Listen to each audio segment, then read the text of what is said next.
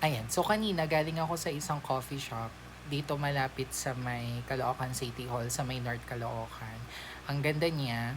And then at the same time, by the way, my name is Julian Variao. I'm your daily registered nutritionist and dietitian. So, bago ako magbigay ng isang malupitang nutrition and diet tips for today, watch this muna guys. Ayan, so ito yung Dear Joe Coffee and Juice sa may Kamarin, Caloocan.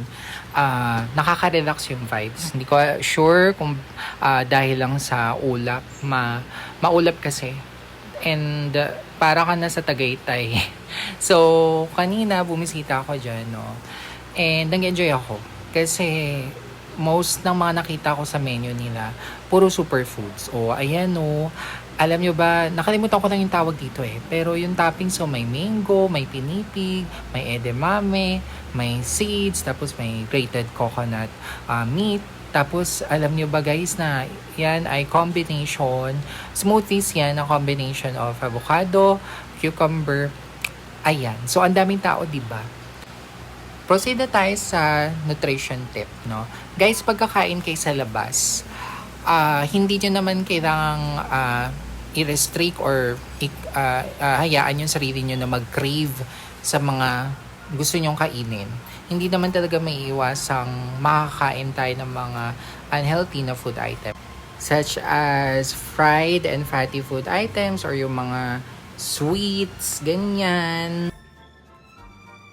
Ako ang ma-advise ko as a registered nutritionist and dietitian, make sure na yung kakainin nyo may kasamang fruits, vegetables, or di kaya naman magbaon kayo, napakamura lang ng apple, ng orange sa palengke, no? May 25 pesos, meron ka ng fruits and vegetables. Pwede ka ring magdala ng, alam nyo yon, pre-pack na corn to add fiber, 'di ba? So ganun lang, hindi naman kailangang umiwas talaga totally sa mga kung ano namang pagkain.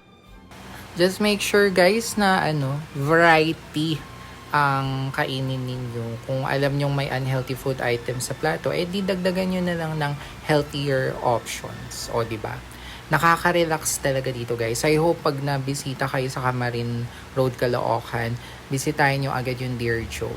By the way, this is Julian Variao, again, your daily registered nutritionist and dietitian. Please follow me for more nutrition tips. Comment lang kayo guys kung may gusto kayong i-share. I hope everyone will have a great day.